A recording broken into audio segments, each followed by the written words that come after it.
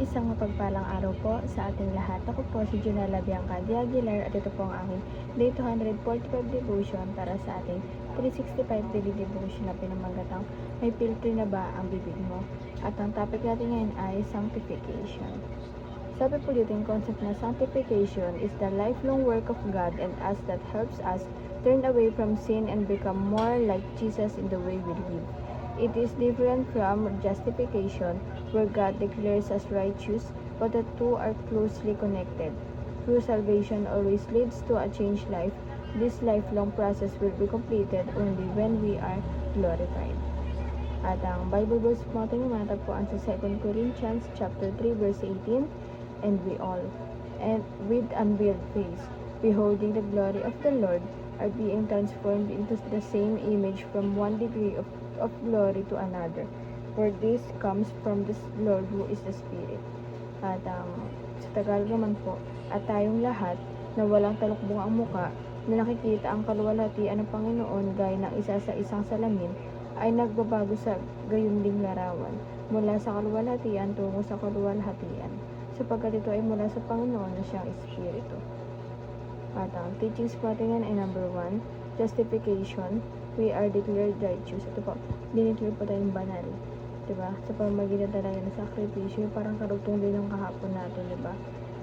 Talagang yung sakripisyo natin Panginoon, parang dineclare tayo na talagang banal tayo, righteous tayo sa paningin ng ating Panginoon. Pero syempre, dito sa makamundo, syempre, makasalanan tayo. Pero syempre, pag tinanong natin ng ating Panginoon kung ano tayo sa Panginoon, syempre righteous tayo. And number 2 po, sanctification, we are being made righteous. Ito po, ginawa po talaga tayo upang maging banal. Kasi diba gusto ng ating Panginoon, gusto ng Diyos na maging Christ-like tayo, na ipamuhay natin kung anong meron ng buhay na ating Panginoon, na nung naparito siya dito sa lupa, na kung paano siya namuhay, dapat ganun din. Parang yun may ginawang binigay sa ating example na ng ating Panginoon para kung paano mamuhay dito sa mundo. And number 3 po, glorification. We are perfected like Christ. Diba? Like Christ talaga tayo. Kasi, diba sabi nga sa atin, bawat isang tao tayo, kamukha daw ng ating Panginoon. Pero kamukha daw, pero wala naman pagkakatulad sa mukha. Pero ganun tayo, parang ilarawan. Diba? Parang Christ-like tayo, perfected like Christ, diba?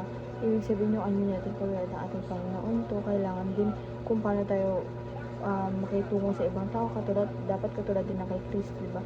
Dapat ipamuhay natin yun, kaya nga ginawa tayong Christ-like. And application naman po, para dito tayo sa ating buhay. So po, 3 practical ways to be better today than yesterday. Number 1, filter what and who influences you. Ito po, kasi diba, ang laking factor kasi ng mga sinasama natin tao, diba, parang nakaka-build din sila ng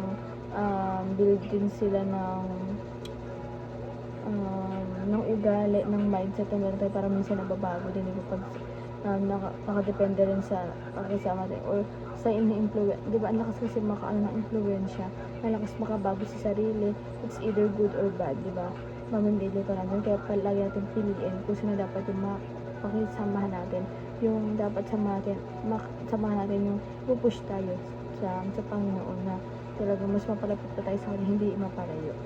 And number 2 po, filter what comes into your heart and mind. Ito po, iano pa rin natin, diba? Kasi syempre, diba, lagi nga nakatalo yung puso at isip natin. Kailangan din, lalo na pag nakipag-usap tayo sa ibang tao, kailangan pinifilter din natin yung ating sasabihin upang hindi tayo makasakit. Kasi diba, ako naniniwala kasi ako na kung anong ginawa mo sa kapwa mo, ganun din yung gagawin sa'yo. Kaya huwag mong gawin ayaw mong gawin mo sa kapwa mo, kung ayaw mo din gawin sa'yo. Parang ganun po, vice versa siya. And parang mirror method, kumbaga. Kaya ano natin yung puso't isip natin, protektahan natin ito palagi, na wag siyang mabahiran ng hindi karapat-dapat, na hindi ka naisa-isa sa Panginoon. Dahil yung puso natin ang pinaka-importante sa buhay natin, dahil ito ang unang titignan ng ating Panginoon.